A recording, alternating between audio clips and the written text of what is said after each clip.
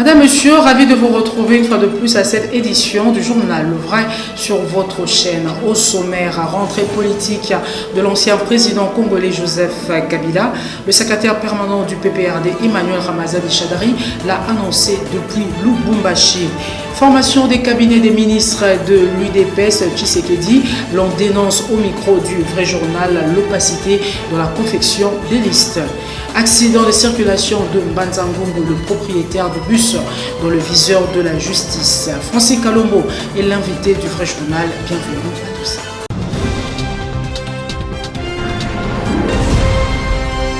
Nous ouvrons cette édition avec le séjour du chef de l'État Félix-Antoine Tshisekedi en Russie où il va participer à un sommet du 23 au 24 octobre dans la cité balnéaire de Sochi.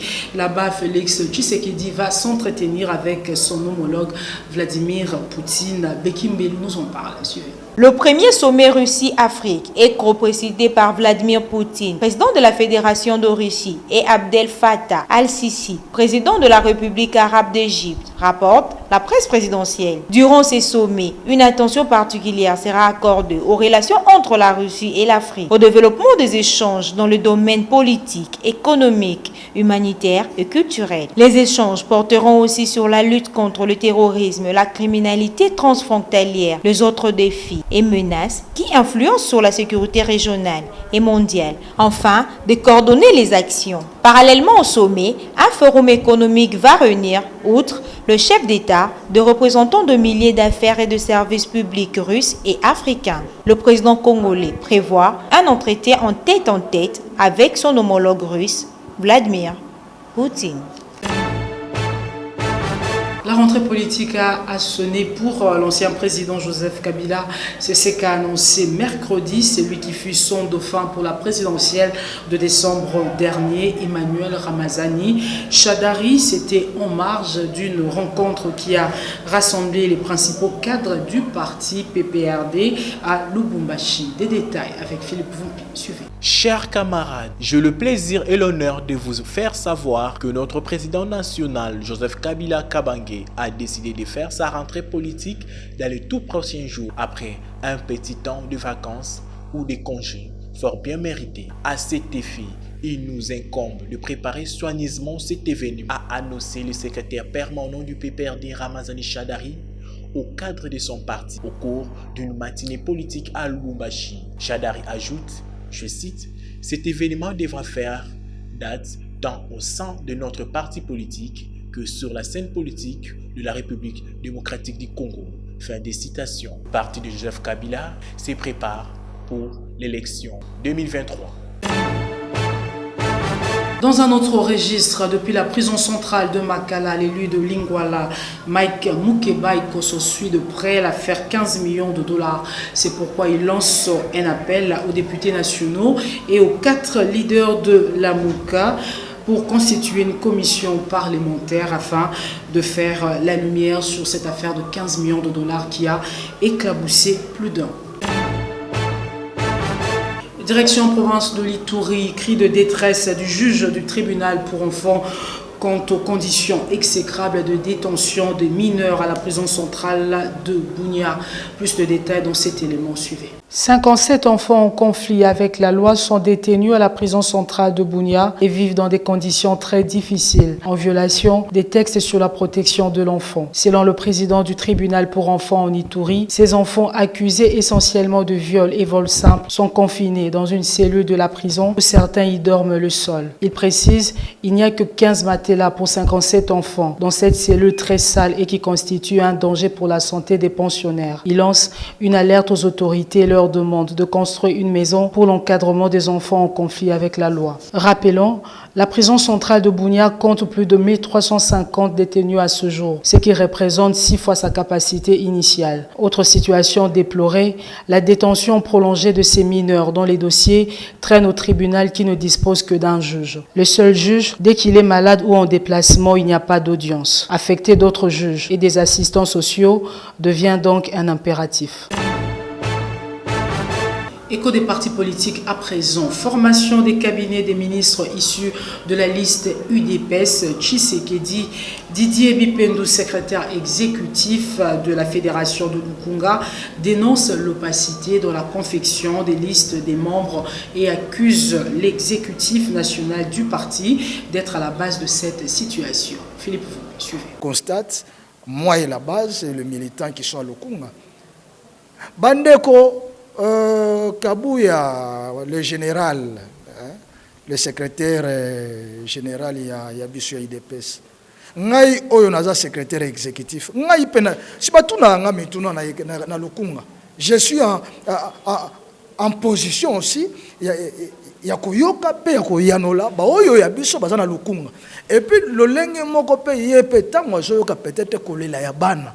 Likambo 70%. Est-ce que ata notification moko ngai na na juité pona ba militant na biso na Lukunga. Ba cabinet o evandi na siko ngai na zoluka déjà na kene kotuna le secrétaire général Augustin Kabouya batoyo bango baza kotinda na cabinet ya ba ministre en terme ya 70%. Bon par ya Lukunga biso na Lukunga na boy na kota na ba fédération misusu na pare ya Lukunga batangela ngai banani oyo bakei na kombo ya Lukunga parce que moi biso toza na cartographie na biso nyonso ya Lukunga biso neto koyeba parce que toza na identification ya moko na moko mbula ye akota na IDPS mukolo ye azoka carte ya membre pe mukolo oyo ngai na identifier na kati na juridiction na biso mais siko makambo eza ko salemana.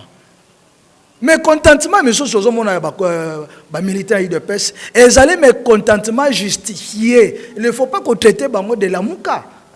C'est un mécontentement parce que mon temps où moi nazali koyeba les choses nous là beaucoup même été mutunyo soko mala makanisi na ye. Ngayo naza koloba naza na mutu moko ta oyi ko contester ngai ke o biloko Didier Bipendo naza koloba sana ngai ke peut-être makanisi. Non. Les gouverneurs ont fait savoir au vice-premier ministre de l'Intérieur qu'ils ne vont pas annuler leur décision portant permutation des bourgmestres. Suivez. Après avoir adjoint à tous les gouverneurs de province de rapporter impérativement et toute affaire cessante leurs décisions relatives à la désignation et mise en place intérimaire de maires, bourgmestres, administrateurs des territoires, chefs de secteur ainsi que leurs adjoints conformément aux dispositions du décret-loi numéro 82 du 2 juillet 1998 portant statut des autorités chargées d'administration des circonscriptions territoriales. Le vice-premier ministre en charge de l'Intérieur, Gilbert Kakoundé, vient de se voir recadré par les gouverneurs de la RDC, tous réunis en un collectif. Dans une lettre envoyée à ces derniers, primo, les collectifs des gouverneurs affirment d'abord au vice-premier ministre qu'ils ont bel et bien reçu son télégramme et qu'en même temps, ils se disent surpris de la procédure utilisée par ces derniers qui s'est adressé à eux par un message officiel contenant beaucoup d'instructions alors qu'ils pouvaient procéder par rapprochement au moyen d'un échange autour du dit sujet. En outre, les collectifs rappellent au vice-premier ministre que ce type de problème mérite d'être traité dans un cadre approprié qui demeure la conférence des gouverneurs. Secondo, les collectifs de gouverneurs rappellent au vice-premier ministre que dans l'environnement actuel de la RDC, le peuple attend plutôt les élections de ses responsables d'entités territoriales et non leur nomination. Et au cas où le président de la République procédait à leur nomination, cela voudra dire qu'il n'y aura plus d'élection à la base. Et qu'étant donné que le chef de l'État ne peut pas nommer des intérimaires là où il y a vacances, cette prérogative leur revient de plein droit. Tertio, le gouverneur évoque l'article 77 de la loi numéro 08/012 du 31 juillet 2008 portant principes fondamentaux relatifs à la libre administration des provinces qui abroge les décrets-lois de 1998 évoqués par les ministres. Eu égard de ce qui précède, les collectifs de gouverneurs estiment donc que cette question doit être renvoyée à la prochaine conférence des gouverneurs et demande donc au vice-premier ministre de l'Intérieur de reconsidérer sa décision. Après de telles remontrances de gouverneurs à l'endroit de leur autorité de tutelle, certains milliers et déjà à l'insubordination à l'affront du gouverneur du FCC contre le vice-premier ministre provenant de Cache, quitte à se demander jusqu'où ira l'affaire. L'avenir nous en dira davantage. Autre chose à présent, le chairman Moïse Katumbi continue son safari. Il a choisi la ville de Goma comme sa prochaine destination en duplex. Patrick Mambeke le confirme. Peter Tiani, suivez. Monsieur Patrick Mandeke, bonjour. Bonjour, Monsieur Peter.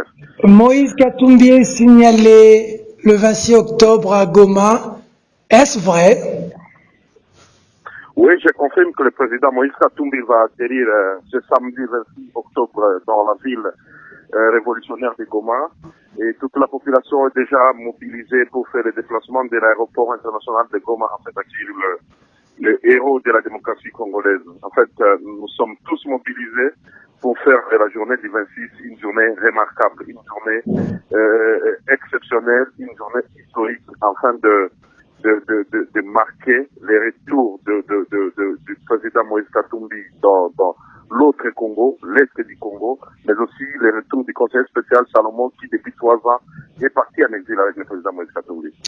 Comment la fièvre de la population, plusieurs annonces ratées, l'avion n'a pas eu d'autorisation. Maintenant que vous confirmez qu'il va atterrir, comment se passe l'ambiance? Comment les Gomatraciens attendent le président de l'Ensemble pour le changement? L'effervescence est au sommet, la population est mobilisée, s'automobilise. Le message part de bouche à l'oreille dans les réseaux sociaux, Twitter s'emballe, Facebook, WhatsApp et consorts. Donc la population est très très mobilisée. Vous savez, le président Moïse, c'est le politicien le plus aimé par les Congolais. Le président Moïse, c'est le plus grand sportif congolais. Le président Moïse, c'est l'homme du social congolais. Ça veut dire que les couches de la population sont en train de se mobiliser, en fait de marquer d'une empreinte digitale la journée du 26. Un message à toute la nation qui vous suit à travers le pays et les Gomatraciens en particulier. Nous allons faire du 26 une grande journée ensemble grâce à tous. Nous appelons toute la population à continuer la mobilisation.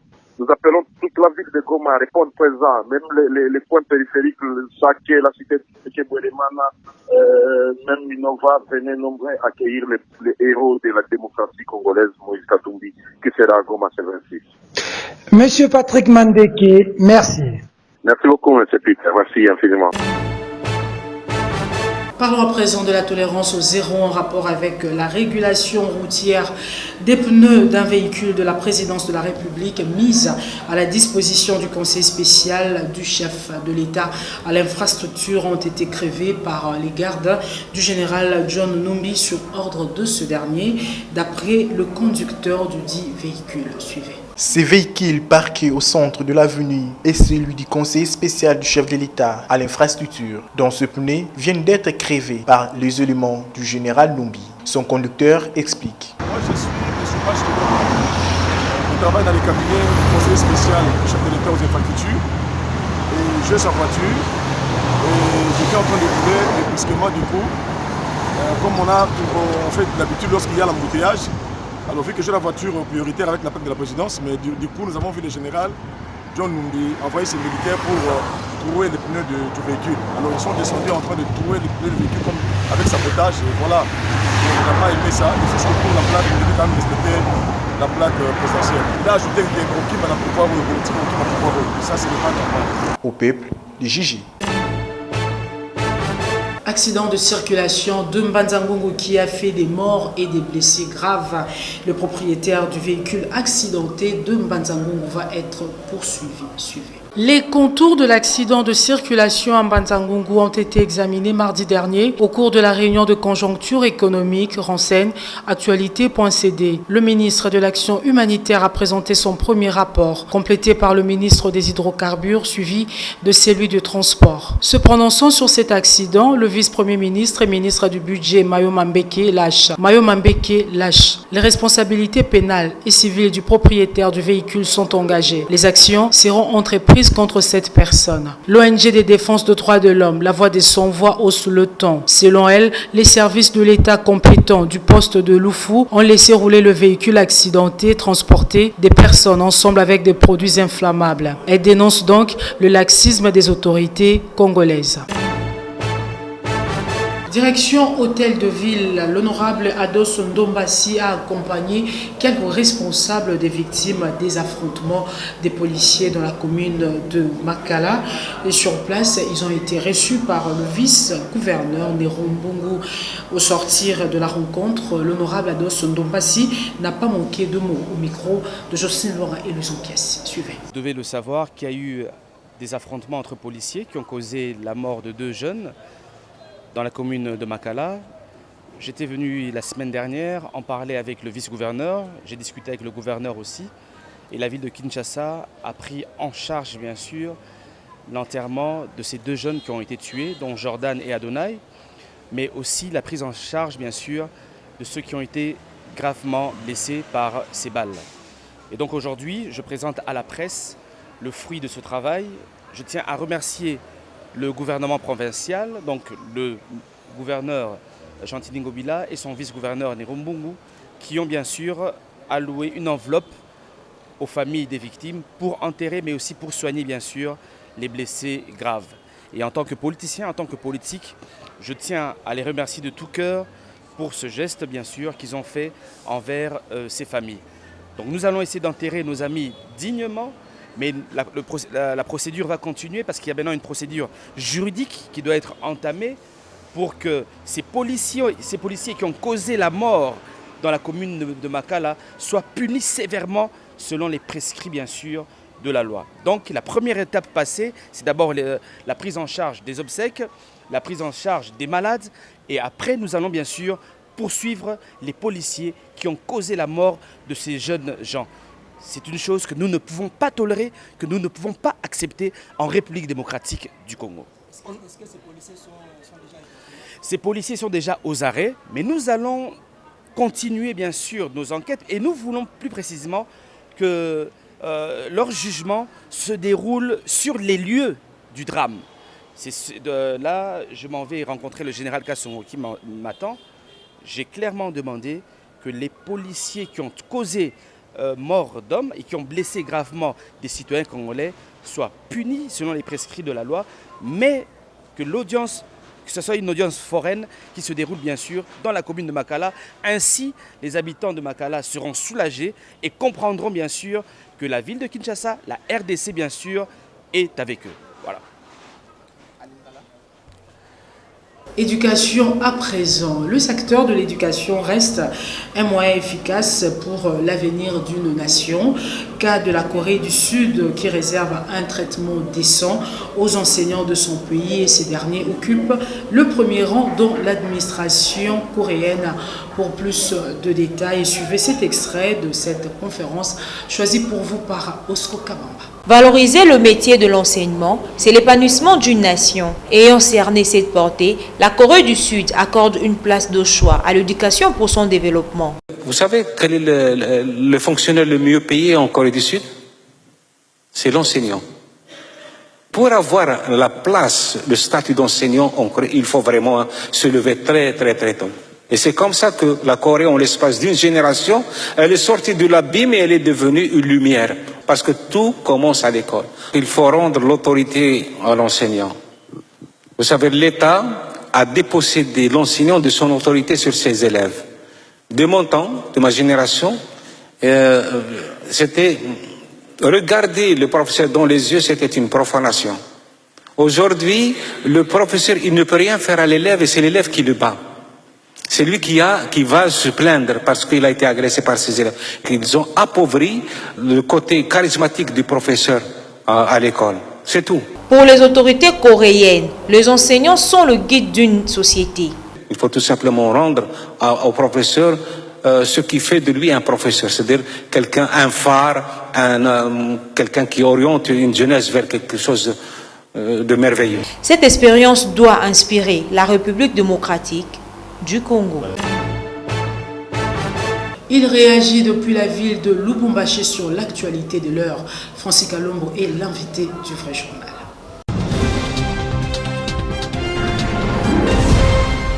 Honorable, connu député honoraire, mais aujourd'hui porte-parole adjoint de Moïse Katumbi, Francis Kalombo, dissolution pour les intimes. Bonjour.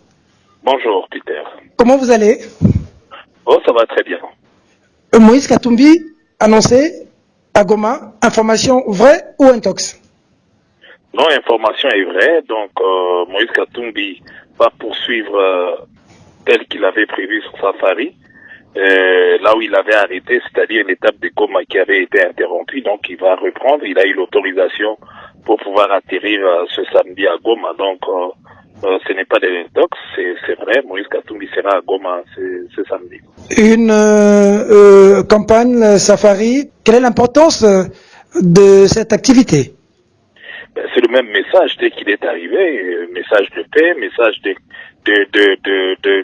d'aller consoler la population qui a tant souffert. Vous savez, l'Est a souffert d'Ebola, l'Est a souffert et continue à souffrir des guerres, de l'insécurité.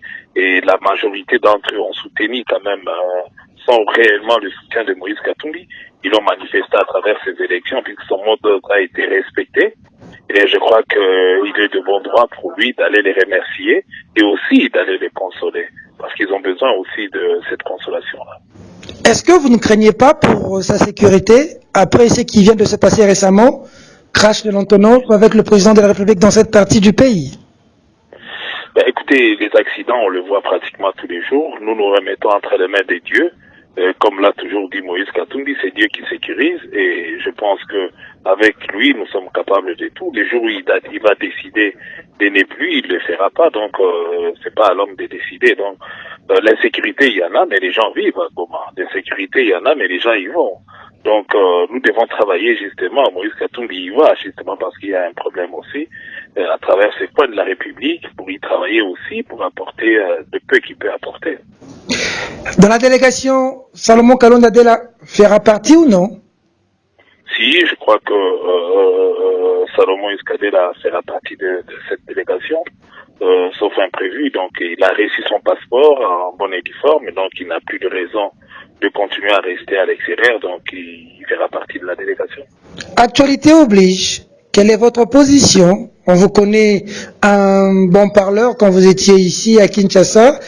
Même s'il y a des gens qui vous attendent impatiemment, vous n'êtes pas encore là, mais dites-nous déjà de loin. Porte-parole de l'opposition, quelle est la position de Francis Kalombo? Écoutez, ma position est claire. Cette question est constitutionnelle. L'article 8 de la Constitution reconnaît l'opposition politique en République démocratique du Congo. Et l'article 17 de la loi portant statut de l'opposition politique reconnaît qu'il faut qu'il y ait un porte-parole de l'opposition. Et l'article 19 et 20 détermine comment désigner le porte-parole de l'opposition. Donc, c'est la loi de la République que nous devons respecter. Donc, j'ai plus que ça, il n'y a pas. Et pour ceux de la dynamique de la vérité des urnes qui vous qualifient des traîtres, vous voulez laisser le combat de la vérité des urnes aujourd'hui? Je ne sais pas où ça va nous amener. Je crois que nous sommes en train les élections, c'est derrière nous. Mais il y a une élection devant nous. Et nous devons nous préparer pour un devenir, pour l'avenir de la République. Le peuple a besoin de voir clair là où nous voulons aller. Donc le reste, les élections ont eu lieu, c'est derrière nous, nous nous tournons vers l'avenir, nous regardons devant et nous nous préparons pour l'avenir. Finalement, au sein de la MOUCA, c'est quelle opposition? Républicaine, défense des intérêts du peuple ou vérité des urnes? Je crois que le leader, lorsqu'ils se sont retrouvés, je crois que la vérité est là. Il y a un texte qu'ils ont signé tous et sur ce texte, je vois pas là où ils parlent qu'ils doivent mener un combat pour la vérité des urnes. Dans le point 5 du texte, on a parlé de la poursuite de la vérité, hein, des urnes. Non, et lisez bien la phrase. On dit que pour que dorénavant, la volonté du peuple puisse être respectée. Et on n'a pas parlé d'un combat pour la vérité des urnes. Donc, quelle vérité va-t-on encore chercher, même si on la connaît aujourd'hui? Le pays avance, le pays doit être dirigé, et les Congolais souffrent, ils ont besoin de solutions à leurs problèmes. Nous savons, nous tous, comment ces élections se sont déroulées, quels ont été les résultats. Les FCC s'est donné autant de députés, autant de sénateurs, autant de gouverneurs, tout simplement parce qu'ils voulaient le faire. Mais nous voyons nous-mêmes sur le terrain que les choses n'avancent pas telles que ça devait se faire avec ces dirigeants du FCC. Mais néanmoins, nous avons décidé de faire une opposition républicaine. Je crois que c'est ce qui se passe, c'est ce qui se passera. Et nous pensons que la population a besoin d'avoir une opposition démocratique, républicaine, exigeante, telle qu'elle a défini Moïse Katumbi. Et parce que c'est cette opposition qui prendra en compte les déshydratants de la population et peser sur le pouvoir afin qu'on puisse trouver des solutions. On ne va pas attendre plus loin. Urgemment, là, le peuple a besoin des solutions rapidement. Dernière question. Rapprochement Kabila-Katumbi. Vous êtes des opposants ou des alliés aujourd'hui de Kabila? Vous êtes rentrés à la maison? Je crois que les alliés de Kabila, c'est cash, ils ont signé une alliance et ils travaillent ensemble. Nous ne sommes pas là, nous sommes dans l'opposition, nous ne sommes pas les alliés de Kabila ni les alliés du FCC. Donc on n'est pas là. Ils ont un partenaire. On dit qu'il y a un rapprochement Kabila-Katumbi en vue au Katanga dernièrement. Les proches de Katumbi auraient été contactés par ceux de Kabila. Vrai ou faux? Écoutez, c'est faux. Je suis un des proches de Katumbi. Je n'ai pas été contacté, donc c'est faux. Jeune Afrique peut faire du sensationnisme, il fait faire ce qu'il veut, mais je crois qu'au jour d'aujourd'hui... Jeune Afrique est un média crédible, Francis Kalombo. Écoutez, Jeune Afrique n'a pas cité un proche de Katumbi. Jeune Afrique cite les proches de Kabila qui peuvent faire leur démarche comme ils veulent. Mais moi, je vous dis que c'est pas l'ordre du jour. On ne connaît pas cette affaire, hein. Et c'est une affaire qui n'engage que ceux qui l'ont écrit ou proclamé. Donc nous, on ne connaît pas cette affaire, il n'y a pas ces rapprochements-là.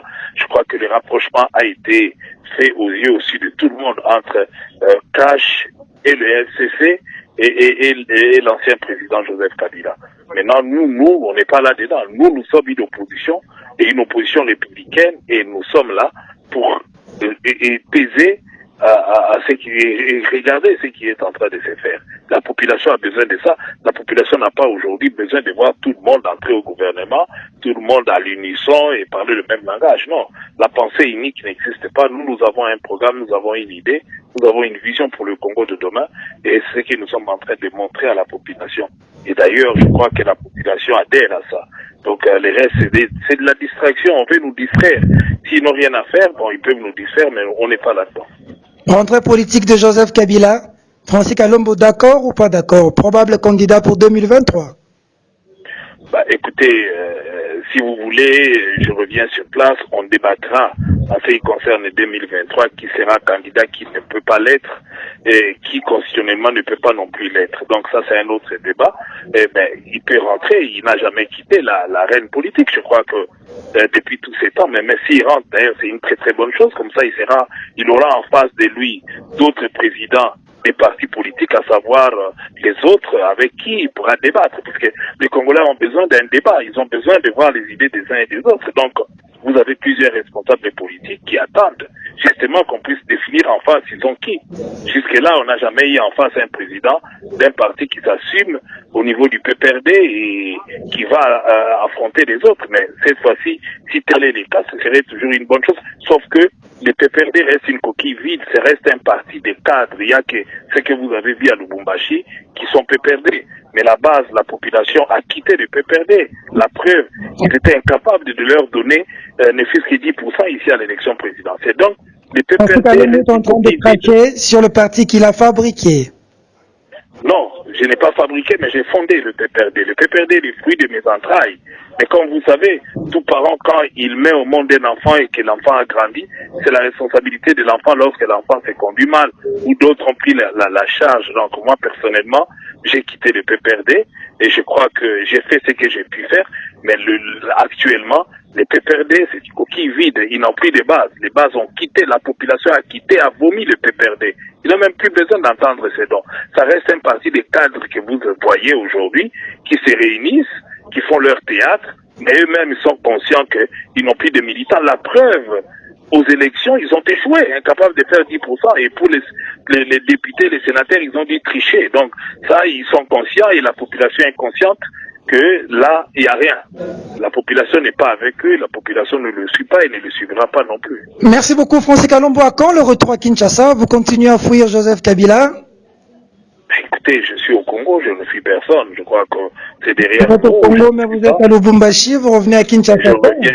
Je reviens à Kinshasa. Comme vous le saviez, on avait un programme pour arriver jusqu'à Kinshasa avec le safari. C'est ce que nous sommes en train de faire. Donc, ce n'est pas... On vous a dit qu'on va reprendre notre safari à partir de Goma pour chuter à Kinshasa Et c'est ce calendrier-là que nous allons poursuivre. Donc, il faut que les Kinois nous attendent. On va arriver. Maintenant que nous avons reçu l'autorisation, eh bien, nous allons poursuivre le calendrier tel qu'est prévu. Et puis, après l'étape de Goma, on vous donnera un autre calendrier au fur et à mesure que nous allons avancer. Nous aurons des autorisations. Nous sommes légalistes. Joseph Kabila vous attend ici à Kinshasa. Hein? Écoutez, il n'y a pas de problème. Nous sommes des Congolais, nous sommes au Congo, et puis nous sommes là, il n'y a aucun problème. Francis Kalombo, invité du Vrai Journal. Merci. Merci beaucoup. Cette édition du Vrai Journal est complètement terminée. Merci de la sympathique attention que vous nous avez accordée à Lubumbashi ainsi que partout ailleurs dans le monde. Madame, Monsieur, ce journal est terminé. Au revoir.